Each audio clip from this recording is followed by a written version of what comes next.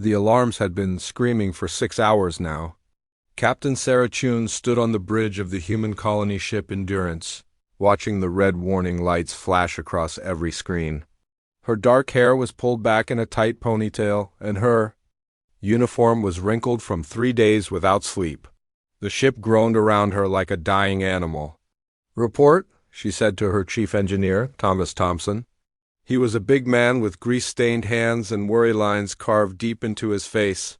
"Maine. Engines are dead, Captain. The quantum drive cracked when we hit that gravity wave.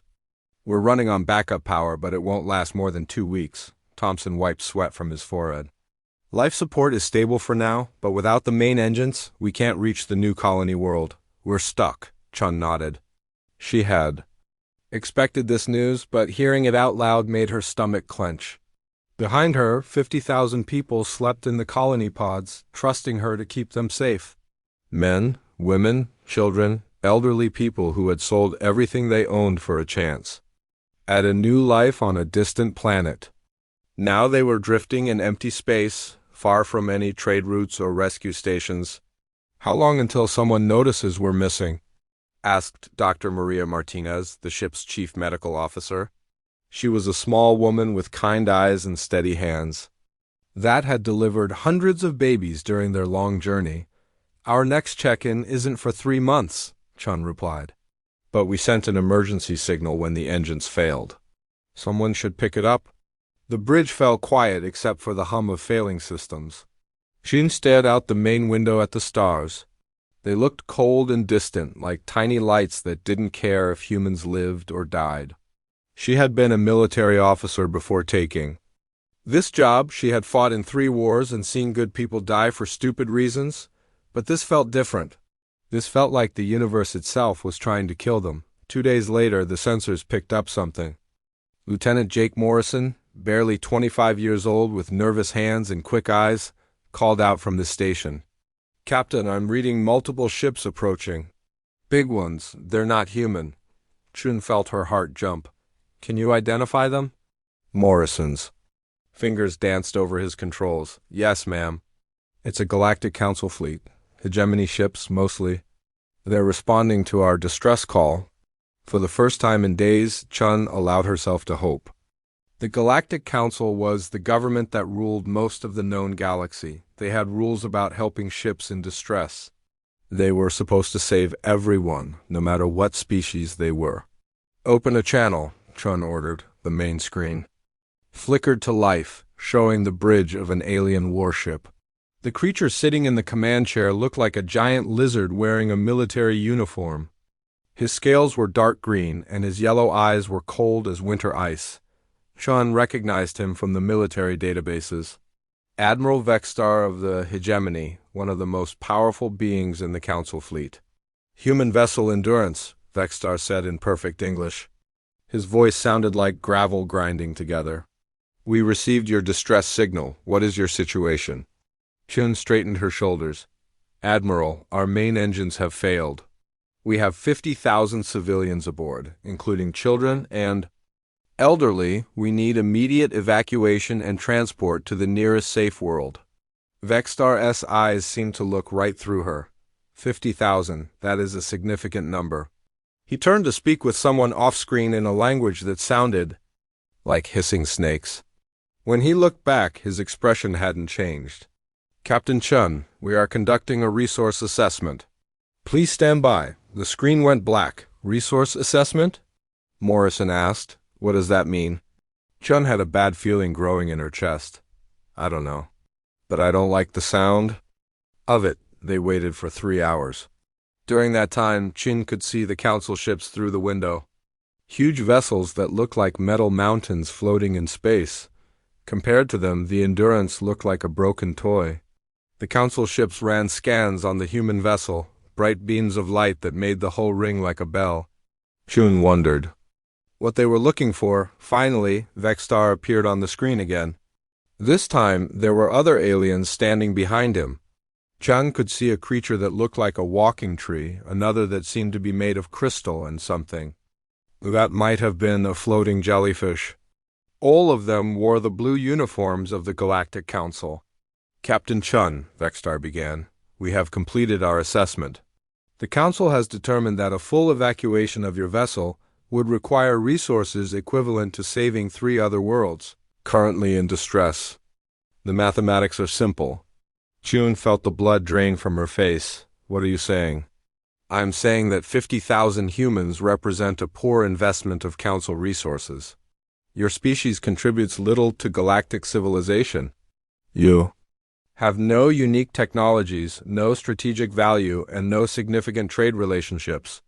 To save your people would mean allowing others to die. The bridge of the Endurance went dead silent. Hyun could hear her own heartbeat in her ears. Admiral, these are innocent people, children, families, they've done nothing wrong. Vextar-S expression didn't change. The Council operates on principles of logic and efficiency, Captain. Emotion is not a factor in our decisions. Your people chose to venture into space knowing the risks. The consequences of that choice are now apparent. Chun's hands clenched into fists. You're going to leave us here to die. We are going to continue our mission to save lives where such action is most effective. Vextar paused, and Chun thought she saw something that might have been pity in his yellow eyes. Your distress beacon shows that you are drifting toward a planetary system. Perhaps you will find some way to survive there. The tree-like alien stepped forward. If it provides comfort, your deaths will be recorded in the Council archives. Your species will be remembered. Chun wanted to scream. She wanted to curse them all and call them monsters. But she was still a captain, and her people were depending on her. She forced her voice to stay calm. Is this the official position of the Galactic Council? It is, Vextar replied. The decision is final. We wish you did fortune. The screen went black again. Chun stood there for a long moment, staring at the empty screen. Around her, the bridge crew sat in shocked silence. Morrison was shaking his head like he couldn't believe what he had just heard. Thompson was cursing under his breath in 3 different languages. Dr. Martinez had tears running down her cheeks. Captain? Morrison's voice was barely a whisper. What do we do now? Chun turned to look at her crew. These people had followed her across the galaxy. They trusted her to find a way out of impossible situations. She thought about the 50,000 souls sleeping in the colony pods below. Children who would never see their new home. Parents who had sacrificed everything for a dream that was now turning into a nightmare, but Shane had been a soldier before she was a captain. She had learned something important during her years of fighting. When someone tells you that you're going to die, you have 2 choices. You can lie down and prove them right, or you can stand up and prove them wrong. Attention all crew, she said, activating the ship-wide communication system. Her voice echoed through every corridor and compartment of the Endurance. This is Captain Chun. I need all department heads to report to the main conference room. In 1 hour, we have work to do. Thompson looked up at her with confusion. Captain, what kind of work? Chun walked to the main window and looked out at the Council ships. They were already moving away, leaving the humans to drift alone in the darkness. She watched until they disappeared among the stars, and then she turned back to her crew. They left us here to die, she said quietly. They think we're not worth saving. They think we'll just give up and wait for the end. She paused, letting her words sink in. Well, they're about to learn something about humans that their mathematics didn't account for. What's that? Martinez asked. Chen smiled for the first time in days. It wasn't a happy smile. It was the kind of smile that wolves showed their teeth. We don't die quietly. Outside the window, the planet they were drifting toward grew larger. It looked like a ball of brown and gray rock wrapped in swirling clouds. According to the sensors, it had an atmosphere and water, but it was listed in the databases as uninhabitable. Too many storms, too much radiation, too many things that could kill you. Perfect, Chun thought. The Council expected them to die on that world. Instead, they were going to live there. And someday, when the galaxy had forgotten about the 50,000 humans who were abandoned at the edge of space, they would remember.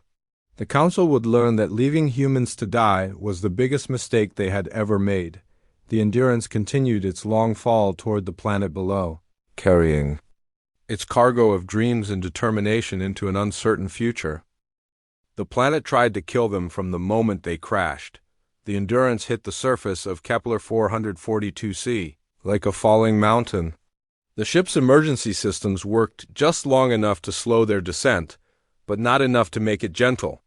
Captain Sarah Chun felt her teeth rattle as the vessel plowed through rock and dirt, carving a scar across the gray landscape that stretched for miles. When the shaking finally stopped, she was hanging upside down in her command chair, tasting blood in her mouth. "Sound off," she called out, unbuckling herself and dropping to what used to be the ceiling. "Who's alive?" One by one, her bridge crew answered. Morrison had a broken arm. Thompson was bleeding from a cut on his forehead. Dr. Martinez was unconscious, but breathing. They were hurt, but they were alive. That was more than Chen had expected. The ship's computer was damaged, but it still worked well enough to give them bad news. The crash had killed 800 people and injured thousands more. The main hull was cracked in 17 places. Life support was failing. And outside, the planet was waiting to finish what the crash had started. Chun made her way through the twisted corridors to the observation deck. What she saw through the cracked windows made her stomach sink. The sky was the color of old rust, filled with swirling clouds that flickered with strange lightning. The ground was covered in sharp rocks and pools of liquid that steamed in the thin air. In the distance, she could see mountains that looked like broken teeth against the horizon. "It's beautiful," said a voice behind her. Chun turned to see Dr. Martinez, who had woken up and followed her to the observation deck. The medical officer had a bandage wrapped around her head, but her eyes were bright with curiosity. "Beautiful?" Chun asked. "Maria, this place looks like the inside of a volcano." Martinez pressed her hand against the window. "Look closer, Sarah. See those pools? That's not just water. It's mineral-rich, and those rocks, they're volcanic glass. This planet is geologically active. That means heat, energy, raw materials." She smiled. "It means life." Chun looked again.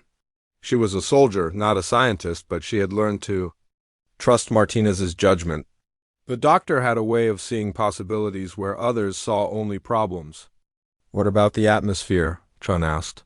"Thin, but breathable with filters. High radiation levels, but not immediately lethal.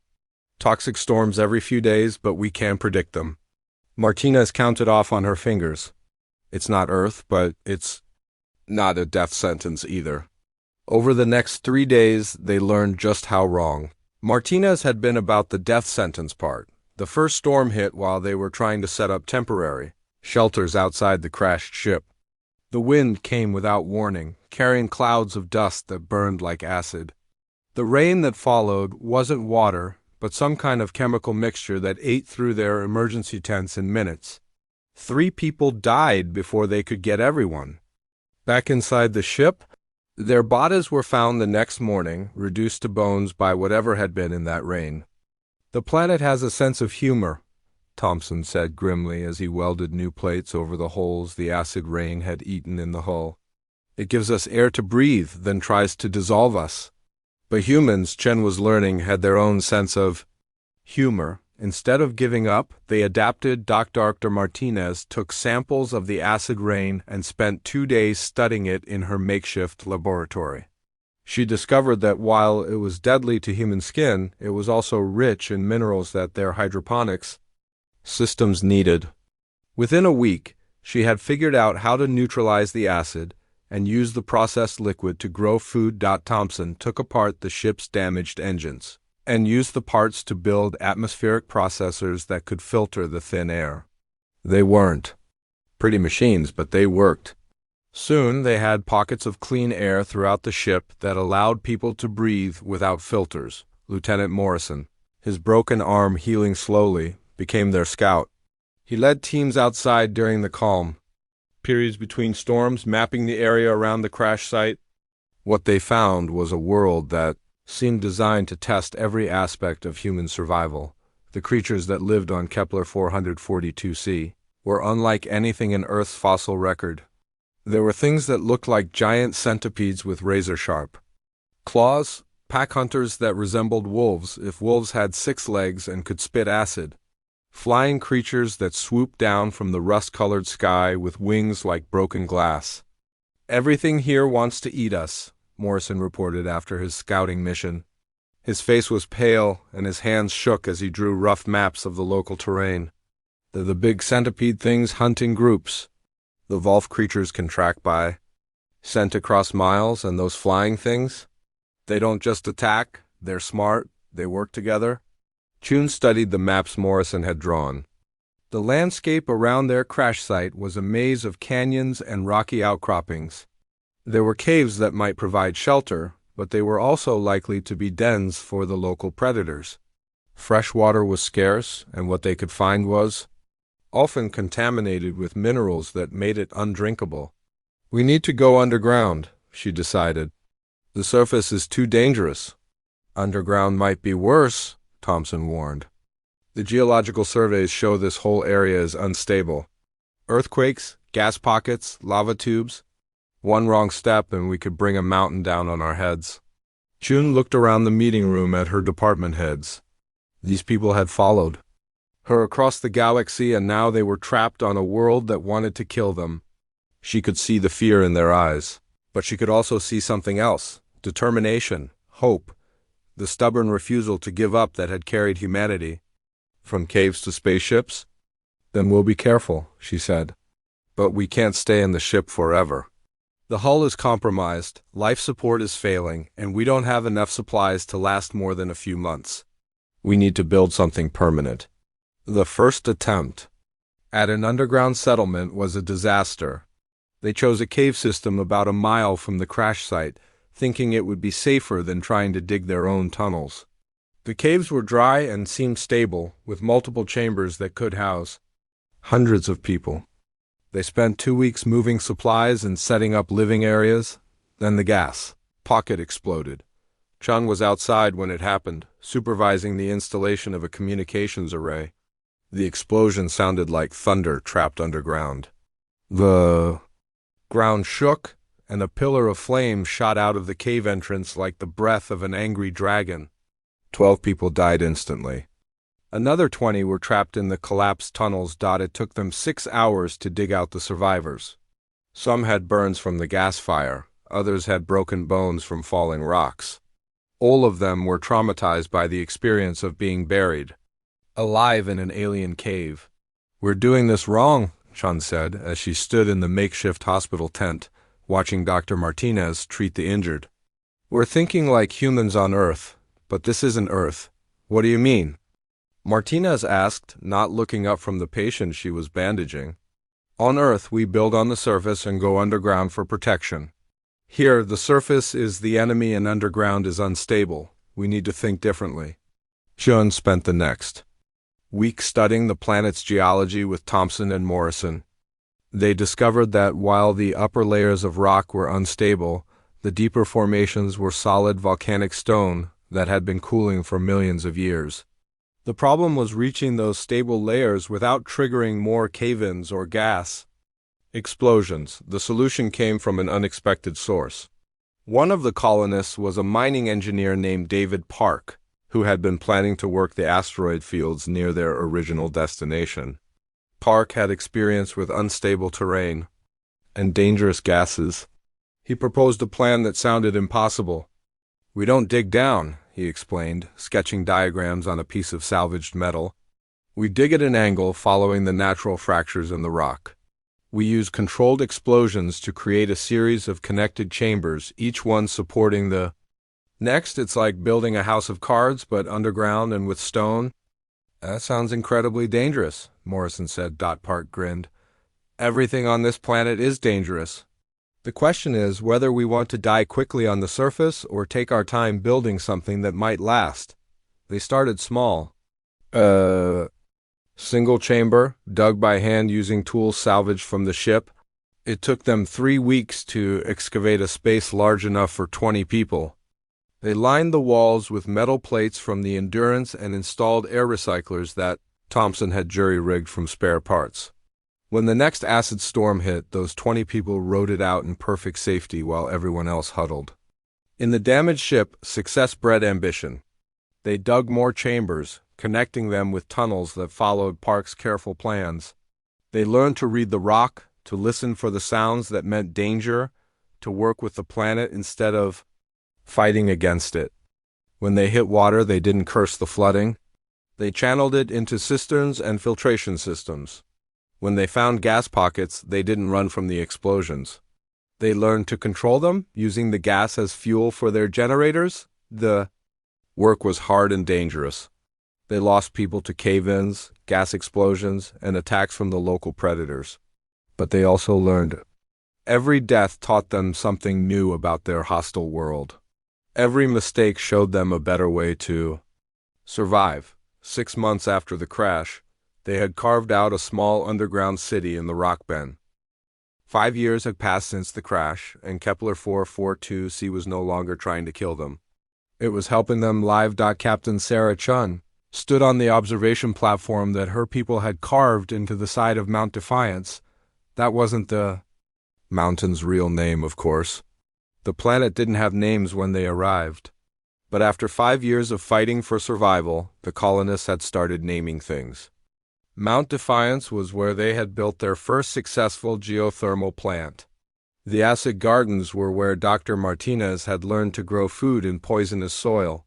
The glass fields were where they harvested the volcanic sand that Thompson turned into building materials. From her platform, Chen could see the entire valley that had become their home.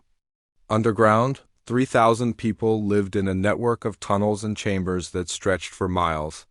Above ground, strange new plants grew in careful rows, their leaves designed to absorb the planet's harsh radiation and turn it into energy. In the distance, mining machines that looked nothing like Earth technology dug into mountainsides, pulling out metals that existed nowhere else in the galaxy. "Magnificent, isn't it?" said a voice behind her. Chun turned to see Dr. Martinez climbing up the stone steps that led to the platform. The doctor looked older now, with gray streaks in her black hair and new lines around her eyes. But she also looked stronger, as if the planet had forged her into something tougher than she had been before. "Sometimes I forget how far we've come." Chun replied, 5 years ago, we were dying. Now look at this place." Martinez joined her at the platform's edge. Below them, a group of children played in one of the surface gardens. These weren't the children who had crashed with them. These were the new ones, born on Kepler 442c. They moved differently than Earth-born humans, with quicker reflexes and better balance. Their lungs were larger, adapted to the thin air. Their skin had a gray tint that helped them absorb radiation without harm. "The children worry me sometimes," Martinez said quietly. Chun frowned. "Why? They're healthy. Stronger than we are in many ways." "That's exactly what worries me. They're not quite human anymore, are they? At least, not the same kind of human we used to be." Chun watched as one of the children, a boy named Alex who had been born during the 2nd year, climbed a rock wall. That would have challenged an adult. He moved like a spider, finding handholds that seemed impossible. When he reached the top, he breathed normally despite the exertion, his adapted lungs pulling oxygen from air that would have left his parents gasping. "Maybe that's not a bad thing," Chun said. "Maybe that's evolution. Or maybe it's something else entirely." Their conversation was interrupted by the arrival of Thompson. The engineer looked exactly like what he was, a man who had spent 5 years building impossible things in impossible conditions. His hands were permanently stained with metal dust, and his clothes were patched with materials that hadn't existed when they left Earth, but he was grinning like a child with a new toy. "Captain, you need to see this," he said, holding up a small device that hummed with energy. "We did it. We actually did it." Chun recognized the device. It was a portable atmospheric processor, smaller than a briefcase but powerful enough to create breathable air for 100 people. They had been trying to build one for 3 years, ever since they realized that their underground city was getting too crowded. "How?" Tron asked. "The new alloys," Thompson explained. Park's mining team found a vein of crystallized metals about 2 miles down. When we heat them with our geothermal system and mix them with the volcanic glass, they create materials that are stronger and lighter than anything we had on Earth. This processor uses 1/10 the power of our old models and works twice as fast. Chun took the device and felt its weight. It was impossibly light, almost like holding empty air. But she could feel the power humming inside it, quiet and controlled. "How many can we make?" she asked. "As many as we want. The materials are everywhere. On this planet, we just needed to learn how to use them." This was the pattern that had emerged over the past 5 years. Every challenge the planet threw at them became a new opportunity. The acid storms that had killed people in the early days now provided the chemicals they needed for their advanced agriculture. The predators that had hunted them were now partners, bred through careful selection into guard animals and work beasts. The unstable geology that had collapsed their first caves now provided the energy that powered their civilization. They had learned to think like the planet itself. Where Earth humans saw problems, Kepler humans saw resources. Where Earth humans saw danger, Kepler humans saw potential. Dr. Martinez had been the first to understand this shift. In the 3rd year, she had stopped trying to grow Earth crops and started experimenting with local plants. The results had been miraculous.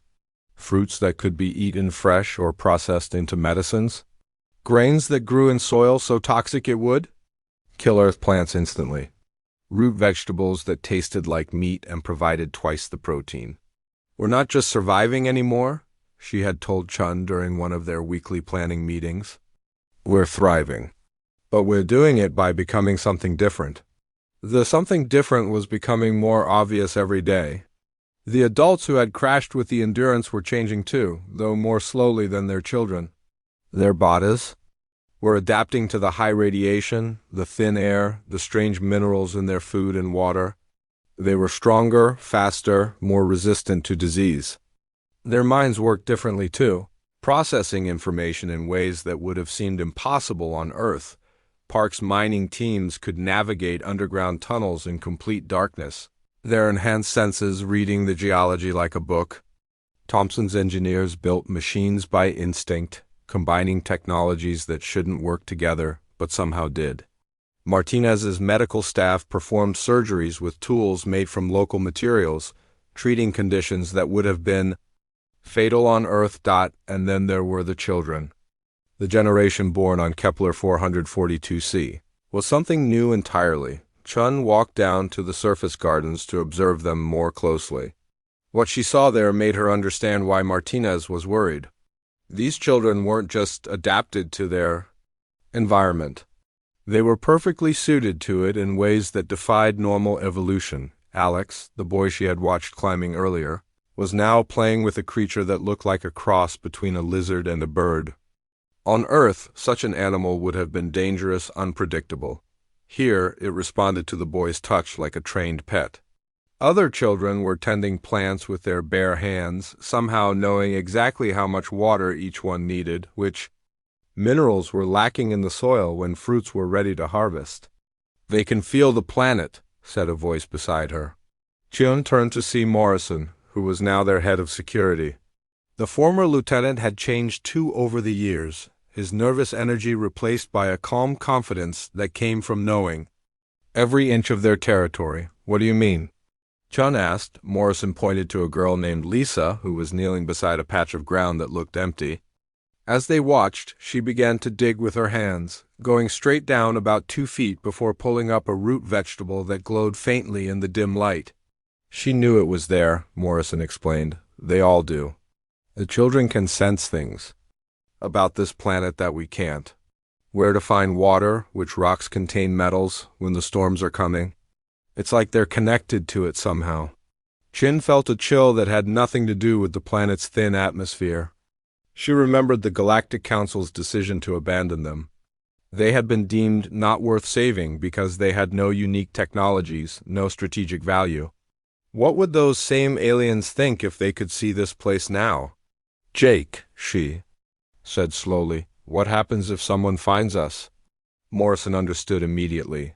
"You mean the Council, or anyone else?" We're not the same species that crashed here 5 years ago. Our technology is advancing in ways that don't follow normal patterns. Our children are becoming something that's never existed before. Shin looked around at the thriving settlement, the impossible gardens, the children who could read the planet's secrets. What we've built here, what we've become, it's not just survival anymore, it's transformation. You think they'll want to study us, like specimens? Chun thought about Admiral Vexstar and his cold yellow eyes. She thought about the way the council calculated the value of lives like numbers on a balance sheet. She thought about what they would see if they looked at Kepler 442c. Now, they would see humans who had not just survived but thrived on a world that should have killed them. They would see technology that combined impossible elements to create impossible results. They would see children who could do things that challenged everything the galaxy thought it knew about biology and evolution, and they would want to own it all. No, Chun said finally. They won't want to study us. They'll want to control us. And when we refuse— She didn't finish the sentence. She didn't need to, Morrison nodded grimly. Then we'd better be ready for them. Chun looked out over the valley that had become their home. 5 years ago, the Galactic Council had left them here to die, calculating that they weren't worth the resources it would take to save them. Now, those same resources wouldn't be enough to take. What they had built, the planet had tried to kill them and had made them stronger instead. The first ship appeared on a Tuesday morning, 7 years after the crash. Alex Chun Morrison, now 12 years old and born on Kepler 442c, felt it before the sensors did. He was working in the deep gardens, 3 levels below ground, when something made him stop and look up at the stone ceiling above his head. The feeling was like a whisper in a language he almost understood, a vibration that came through the planet itself. "Ship," he said to his friend Maya, who was helping him harvest the glowing root vegetables that grew nowhere else in the galaxy. "Big one. Still far away, but coming here," Maya nodded without questioning how he knew. All the planet-born children had learned to trust these feelings. They saved lives when storms came early or when the rock crawlers were hunting. Now Alex's gift was telling them that their hidden world was about to be discovered. Within minutes, the underground city was buzzing with activity. The children's warning had reached the adults through the communication network that Thompson had built into the tunnel walls. By the time the orbital sensors confirmed what Alex had already known, Captain Sarah Chun was standing in the command center, watching the approaching vessel on screens made from crystallized metal and controlled by technology that combined human engineering with planetary instincts. "It's a hegemony scout ship," reported Morrison from his security station. His hair was completely gray now, but his eyes were sharp as ever. "Same class as the ones that abandoned us. They're running deep scans on the planet." Jane felt her stomach tighten. She had known this day would come eventually. Their society had grown too large and too advanced to stay hidden forever. Trade ships followed ancient star routes, and scouts searched for new resources to exploit. Sooner or later, someone was going to notice that the dead world of Kepler 442c was showing signs of life. "How long before they detect us?" she asked. Thompson, now gray-bearded and covered in the quantum dust that was a byproduct of their advanced manufacturing, checked his instruments. "Our underground facilities are shielded by the planetary geology, but the surface installations... He shook his head. "Maybe 6 hours? Maybe less if they know what to look for." Chun made the decision that would change everything. Send them a message. Standard first contact protocols. Tell them we're human survivors of the Endurance crash and we're willing to talk. "Sarah," Dr. Martinez said quietly, "are you sure about this? Once they know what we've become, what we've built here, they'll find out anyway. Better to control how they learn about us than let them discover it on their own." The message was sent through their communication array, a device that used principles of quantum entanglement discovered by accident when Thompson tried to repair a broken radio with local crystals. The reply came back within an hour, and it wasn't what any of them expected. The alien who appeared on their main screen was not Admiral Vexstar. This creature looked like a walking plant, with bark-like skin and eyes that glowed with soft green light. When it spoke, its voice sounded like wind through leaves. I am xenobiologist Prime Kethlin of the Hegemony Research Division. We are responding to reports of impossible biological and technological activity on this world. According to our records, all human survivors should have perished within months of your arrival. Chion straightened her shoulders. Even after 7 years. On an alien world, she still knew how to be a starship captain. Dr. Kethlin, I am Captain Sarah Chun of the human colony ship Endurance. We have not only survived, but established a permanent settlement.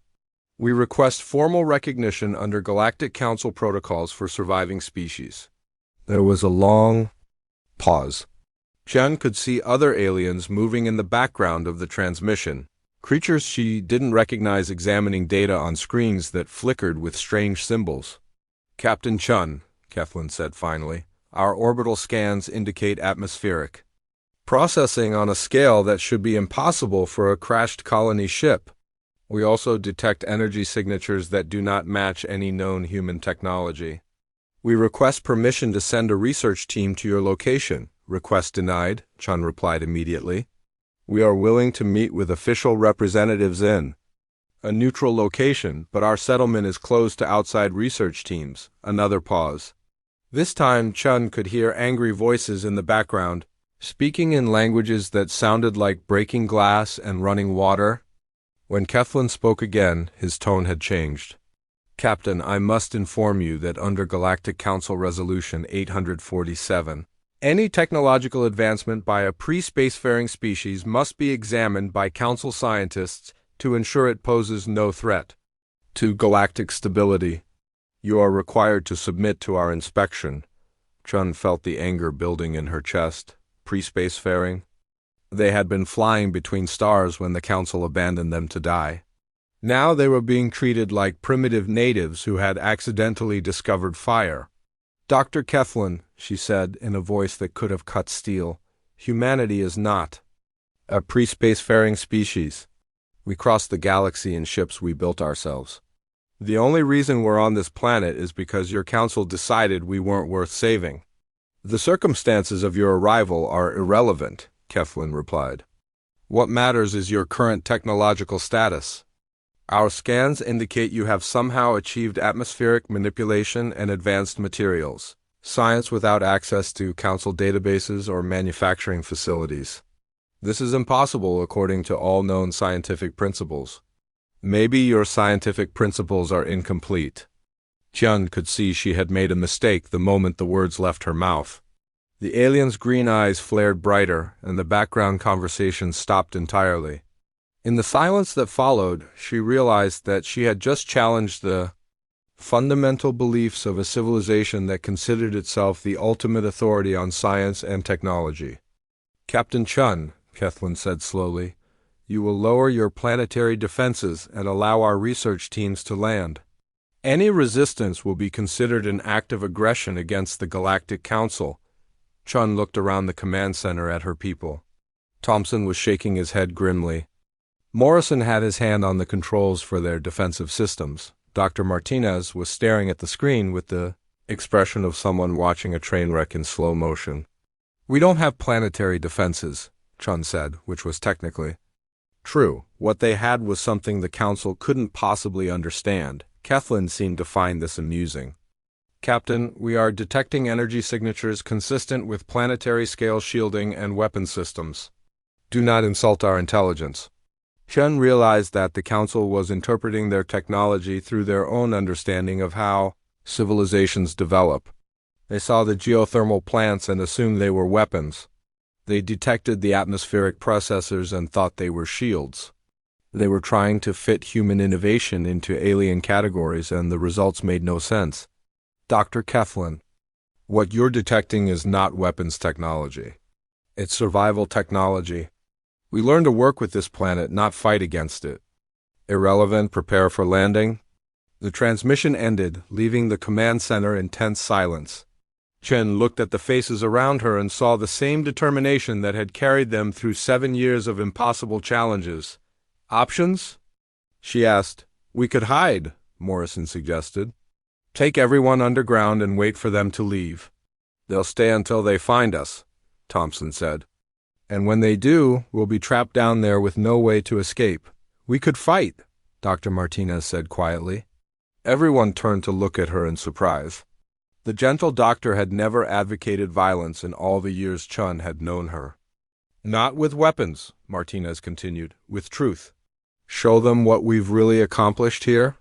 Make them understand that we're not a threat to galactic stability. We're proof that their assumptions about how civilizations develop are wrong, Chun considered this. It was risky, but everything they had done for the past 7 years had been risky. And Martinez was right about one thing: the Council's assumptions were completely wrong. They thought technology came from databases and manufacturing facilities. They didn't understand that real advancement came from necessity, innovation, and the willingness to try impossible things. All right, Chun decided. We'll meet with them, but not here. Not in our home? She turned to Morrison. Jake, is the old crash site still accessible? Morrison grinned for the first time since the ship had appeared. Oh yes, and it'll give them quite a show. 3 hours later, Chun stood in the wreckage of the Endurance, waiting for the Hegemony research team to arrive.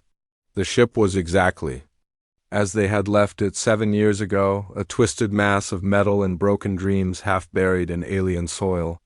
But now it was surrounded by things that shouldn't exist. Gardens grew in the acidic ground around the crash site, their strange plants converting poison into food. Atmospheric processes the size of briefcases cleaned the air in perfect silence. And everywhere, carved into the rocks and metal of the wreck itself, were symbols that told the story of human survival. When the alien shuttle landed and Kethlin emerged with his research team, Chun was ready for them. She stood among the impossible gardens, breathing unfiltered air on a world that should have killed her, waiting to show the galaxy what happened when you left humans to die. They had refused to die quietly. Now it was time to teach the Council what that really meant. Dr. Kethlin stepped out of his shuttle and immediately began coughing. The air on Kepler 442c was thin and filled with particles that his breathing apparatus couldn't filter properly. Behind him, 6 other researchers from different council species struggled with their own environmental suits as they tried to adapt to the harsh atmosphere. Captain Sarah Chun watched them with quiet satisfaction. She stood 30 feet away, breathing the same air without any protection at all. Her hair was now completely gray, and her face was weathered by 7 years of alien storms, but she looked healthier and stronger than she had the day they crashed. Dr. Kethlin, she called out, her voice carrying easily across the distance. Welcome to Kepler 442c. I apologize for the atmospheric conditions. Most species find this planet rather challenging. Kethlin adjusted his breathing mask and approached her slowly. His green eyes were wide with confusion as he looked at the human woman who should have been dead long ago. Around them, the impossible gardens bloomed in soil that his instruments said was too toxic to support life. Captain Chun, he said, his voice distorted by the translation device built into his mask.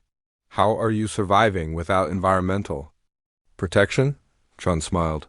The same way we've survived everything else on this planet, we adapted.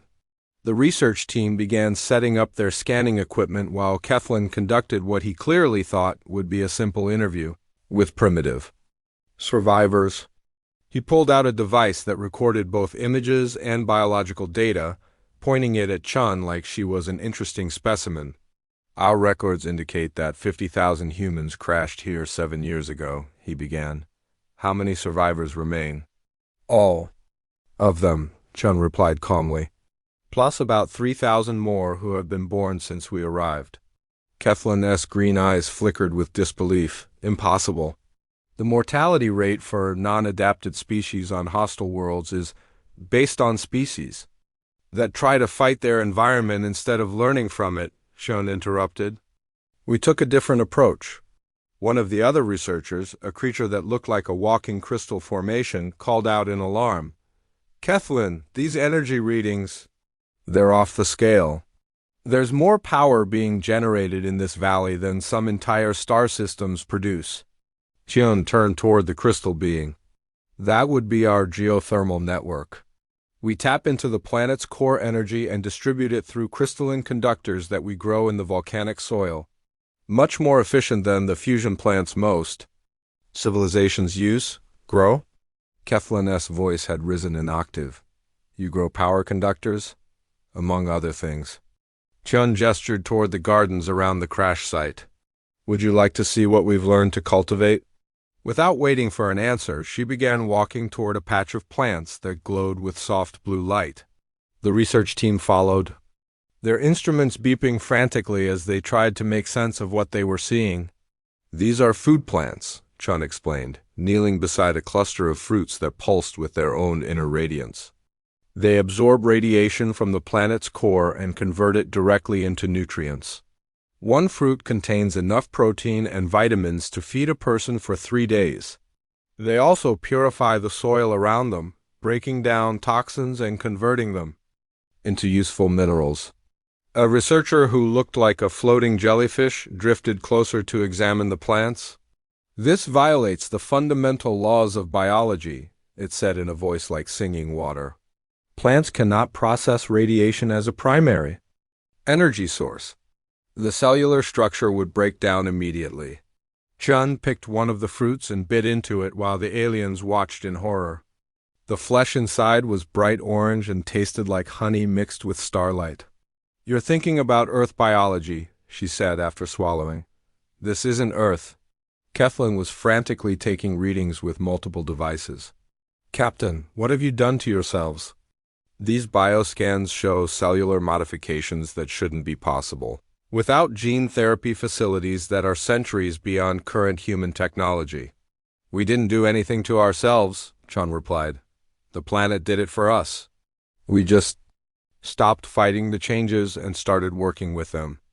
As if summoned by her words, a group of children emerged from behind the wreckage of the Endurance. They moved with the fluid grace of dancers, their eyes bright with intelligence that seemed older than their years. The youngest looked about 5. The oldest maybe 15. All of them had the gray-tinged skin and enlarged lung capacity that marked them as true children of Kepler 442c. These are the next generation, Chun said proudly. Born here, raised here, adapted to conditions that would kill most galactic species in minutes. The children approached the research team without fear. One of them, a girl of about 10 with hair that shimmered like metal, walked directly up to Kethlin and placed her hand on his breathing apparatus. Your filter is clogged, she said in perfect standard galactic. The volcanic ash is too fine for your current configuration. If you adjust the intake setting to 7.4 and reverse the polarity on the secondary scrubber, it will work. Much better. Kethlin stared at her in shock. How do you know about atmospheric filtration systems? The girl shrugged. I can feel what's wrong with your machine. Same way I can feel what's wrong with the ground when plants won't grow, or what's wrong with the rock when we're digging tunnels. She looked at him with eyes that seemed to see right through his breathing mask. Your people think too much and feel too little. That's why you can't understand what we've done here. Before Kethlin could respond, alarms began sounding from the research team's equipment. The crystal researcher was backing away from something, its faceted body flashing with colored lights that Chin had learned meant extreme agitation. Kethlin, it called out. There are massive energy signatures approaching from multiple directions. Weapons platforms, possibly orbital defense systems, Chun sighed.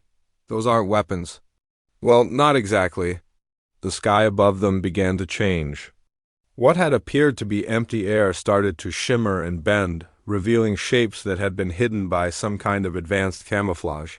Structures that looked like they had been grown rather than built descended from the clouds, organic curves of metal and stone that pulsed with the same blue light as the plants.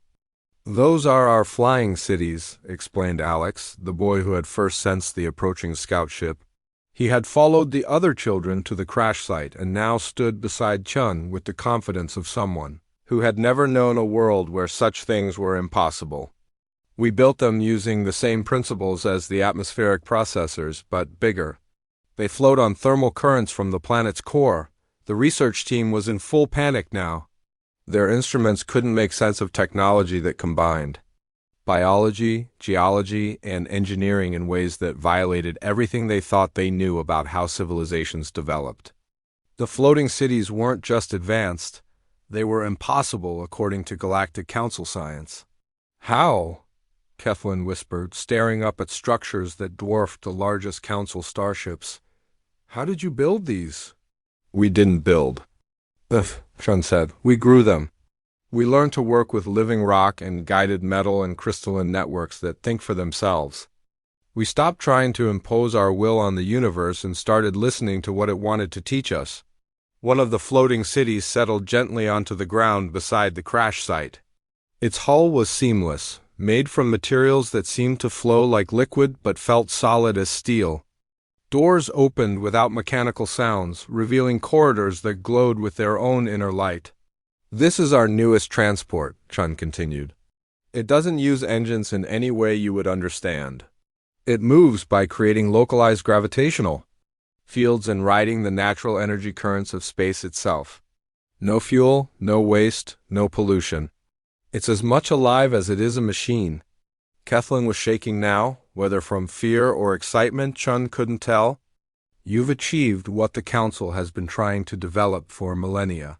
Biological integration with advanced technology, sustainable energy systems, gravitational manipulation without massive power requirements.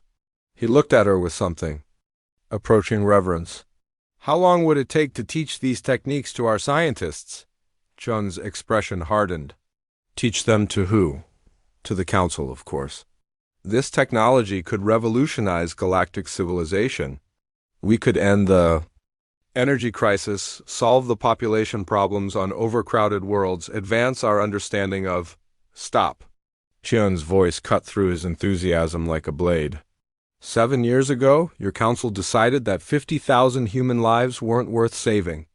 You calculated our value and found us lacking. You left us here to die because we had nothing useful to offer. The research team fell silent. Around them, more of the flying cities had appeared, forming a loose circle around the crash site. It wasn't threatening exactly, but it was a clear demonstration of power that the Council couldn't match. Now you want to benefit from what we've learned through 7 years of fighting for survival, Chun continued. You want to take our knowledge and use it to maintain the same system that threw us away when we were inconvenient. Captain, Kethlin said desperately. Surely you understand the benefits to galactic civilization. I understand that you're still thinking like the people who abandoned us.